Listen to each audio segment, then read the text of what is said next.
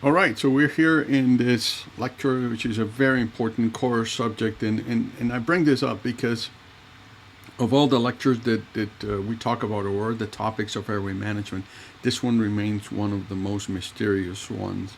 And I think I can explain better those things like the Loch Ness Monster, the Atlantis, the Bigfoot, Bermuda Triangle, etc., then I can do with confidence that I can basically provide you with scientific methods for preoperative airway evaluation. But nonetheless, this is an art and it's something that we do routinely that we need to learn the ropes. As is the customary, you will see basically that you can download the classic references or basically the recommended suggested reading that you should go along with this lecture. And like I said already, and if I have not, I have to make emphasis, you will spend a whole lot of time doing this type of procedure, so you might as well learn it to do it the right way. But having said this, what is a little bit frustrating about this subject is I find myself always asking, is the way we're doing things, or basically that we have been doing for the past 30 years or so, kind of a what if we're doing basically an emperor has no clothes. And as you know, the definition the emperor has no clothes is a situation where the majority of observers share a collective ignorance of an obvious fact despite individually recognizes its absurdity. In a sense, that's what we have been doing. And what we think is we have a jet, and what we have is a paper plane. Because unfortunately, this issue of what we have done is we made it kind of into a morning ritual. And as you can see, I put an asterisk in morning because preoperative evaluations don't only take care of itself in the morning, it can be at night, in the middle of the night, etc., etc. My point to you is that we need to make this actually put some teeth in this tiger. We need to actually give it a little bit more importance and or emphasis or a different kind of view. And this is what I want to bring up with you today. The question is, have we doing it all wrong? And I think we have. And so this is what I want to expose to you. Now, if you search for different criteria for difficult intubation, you will find many different sources. And I think the most important ones is what we're going to be seeing here, or the ones that have basically the test would stand the test of time have actually been done. By the way, anybody knows who this fine gentleman is there in this picture? Well, you ought to know him, and you should pay homage to him because he's one of the most influential people in airway management. And what he did, his name is Rao Malampati, of course. So basically, we owe the Malampati score to him. And what he did was basically define the different classes of degree of difficulty based on the observed, or what he called is very elegantly, like a Canadian, concealment of the facial pillars and uvula by the tongue. That's what he was actually talking about when he defined or gave us this kind of mnemonic or basically classification that has basically stood the test of time. So the issue is it's worth actually discussing how good it is, in a sense that what basically the degree of prognostication is. And basically this is a study published in 2011, which actually tells you everything I need to say about this subject. And is the fact that they studied over 177,000 patients. And you will suspect that if something is important, and we do this on a routine basis, is it has a great deal of sensitivity. You will say something, I will say, for example, greater than 65%. Well, it turns out that in their 77,000 patients, the sensitivity of the Malampati score was only 37%. And the same thing for, they did another study, which is basically in 2019, in which not only just the Malampati, but all the bedside predictors of difficult airway based on analysis. And once again, you will say, well, we're good at it. That's what we do it routinely. We spend a whole lot of time going to the patient's bedside and all that and doing all this. So I will say something in around 65% is actually good. Well, it turns out that we're only basically 40 to 53%. So that it means is that you can toss up a coin and basically get better results than what we do on a daily basis. So it's very frustrating. We have very low sensitivity for predicting difficult intubation or difficult mask ventilation in normal individuals. We know things can happen, but we're not very good at determining who or when things are going to get difficult. And I think that one of the things that goes into is basically we have a lot of variability, and for the most part things are subjective, and therefore is this a 6 or 9 type of thing? Well, it depends on how you look at it, and this has been studied, and basically things that are measured are better than things are interpreted. For example, mouth opening, we can put a ruler there and measure the mouth opening. The chin, the distance, thyromental distance, we can atlanto-occipital extension, for example. But when it comes down of Malampati classification, for example, is only 31%. So when one person can see the same patient the same day, or maybe the patient is not sitting up or phonating or something, it can be completely different.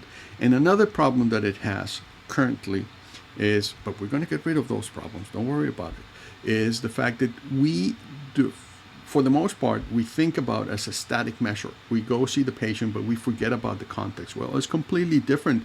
You go do an exam of somebody, for example, that has trauma or that is in a helicopter. Well, think about how difficult it might be to, despite the fact that the patient may be completely normal anatomically, to get an airway on that helicopter, for example. So the bottom line is that things at the present time are not ideal, and we have to actually make a little bit of kind of philosophical change about it. Now, some people actually thought, well, maybe we're too simplistic. Maybe doing thyromental distance, mouth opening, Malampati classification, and neck extension is not comprehensive enough. What if we basically do a more thorough examination? And this is basically a study that was done in Texas, and it was a very, very important study. They actually did a very thorough examination, and you can see there's even a ruler underneath that, and this was by a dear friend, David Catano, in Texas.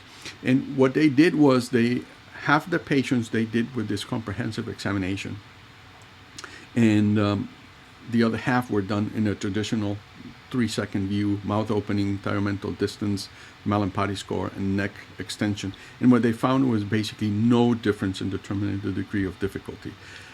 And one of the problems that I think that happens with airway evaluation is, do we all tend to think about this, that we're going to predict difficult intubation? And you can see that the term prediction has been used over decades. And I would like to see, if I had one of the choices that I could have, is to take this word out of the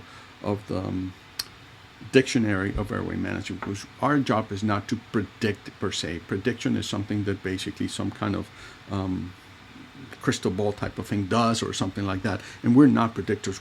We are basically healthcare providers that need to actually measure or determine a little bit more goal. Another major study that was done in the Danish Airway database study, where actually they studied 188,000 patients, which is huge for airway, the world.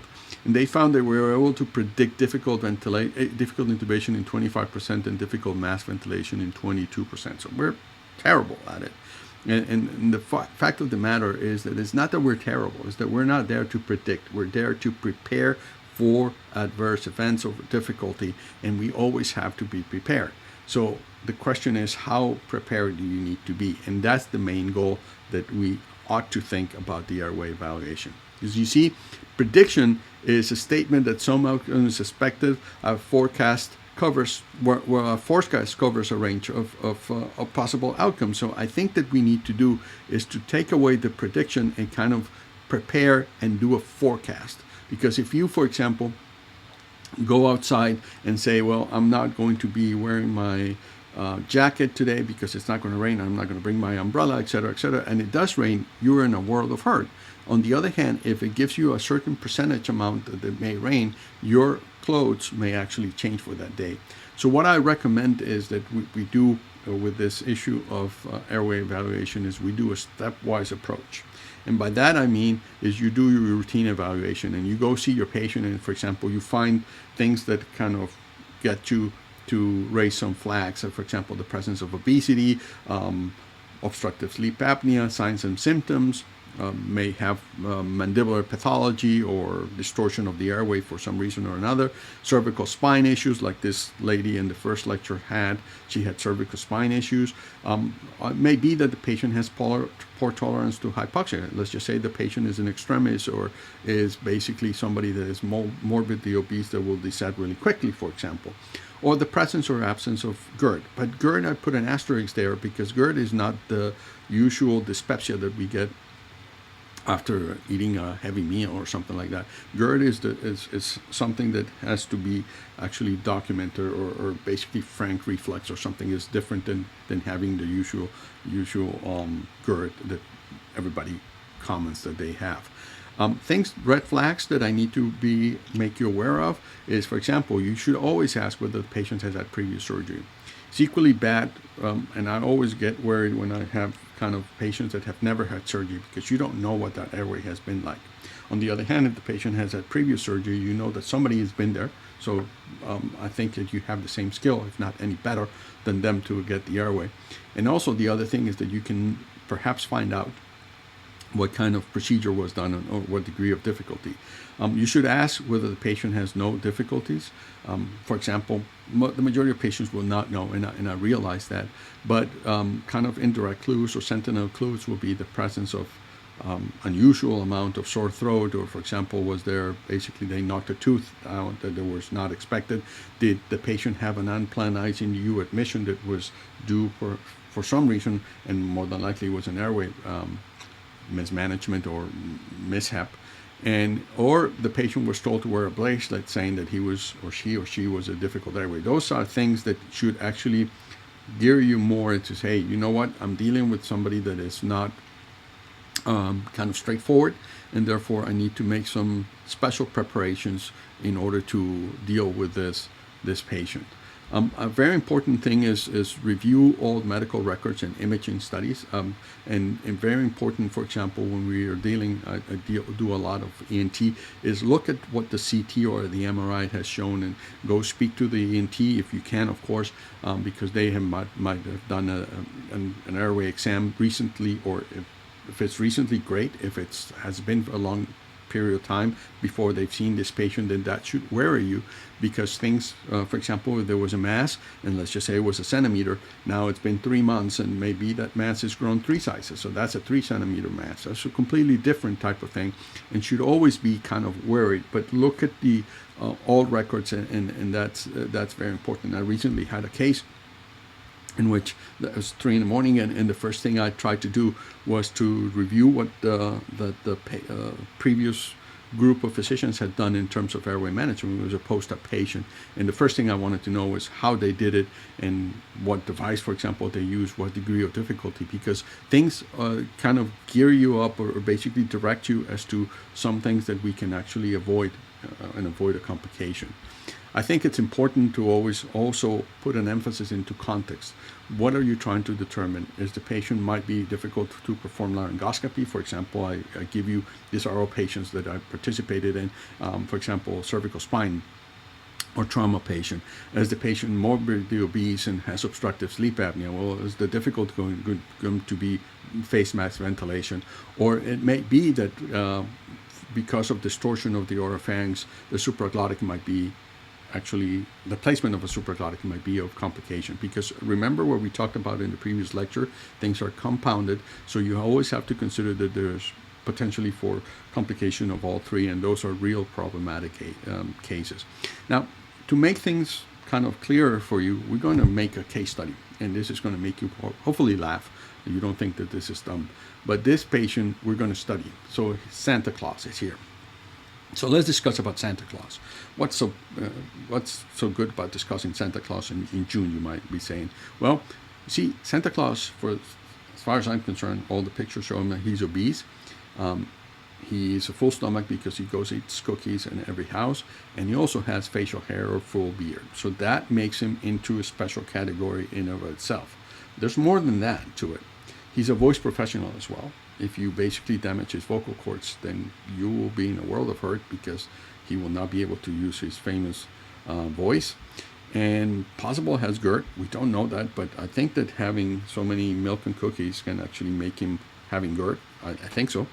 And then more importantly, I think he has obstructive sleep apnea, but obviously you don't know that for a fact. You're just basically guessing in memo to self for 2023 as Mrs. Claus, of course. But the point is that you have a high degree of suspicion that he is going to be difficult, and therefore you make all the necessary arrangements. So when you see this in this context, and you've not only basically documented something, you've already put it in context as to things that you have to do. It may be telling you that, you know what, doing a supraglottic airway might be the way to go with Santa Claus, unless obviously he's just recently eaten cookies. So it may be placing a tube, but he may be difficult, and masking might be difficult because of the facial hair and all that. So when you put it all into context, then it makes sense to do our evaluation.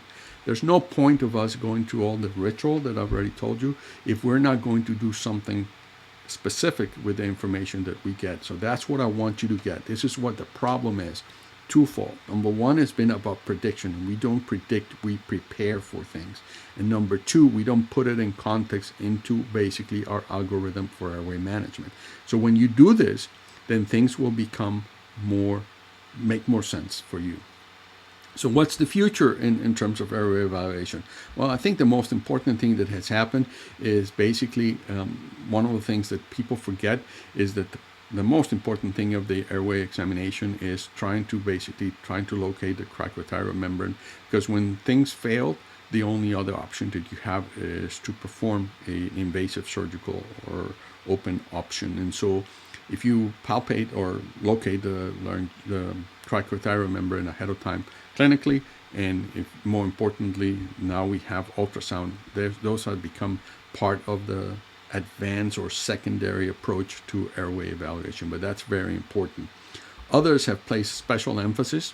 You have this article is trying to do an endoscopic examination right before anesthesia, and basically they were in this particular study, Will Rosenblatt was able to basically decrease the incidence of awake fiber optic intubation, but also to save some patients that they thought erroneously they could be done non-invasively. They actually ended up doing it by awake. So you can actually get a lot of information by doing that, and you can do that at bedside right before the procedure. Once again, it's basically, I want to repeat to you that this is not exact or science. This is more pseudoscience type of thing. And some things that have been trying to make wave, but I think they're expensive and difficult to do, is to use artificial intelligence and doing facial recognition and computer analysis. And some people have documented that it has great potential for the future. I don't doubt that this is the case, but I don't see the practicality of it, and I do see an extra expense, and sometimes we don't have time to do this. So therefore, I question that. Some people have actually recommended the virtual laryngoscopy and 3D airway analysis but that's only when you have time, and that's specifically for people that have distortion of the airway anatomy due to a mass or something like that. Once again, it adds cost and time that sometimes we don't have.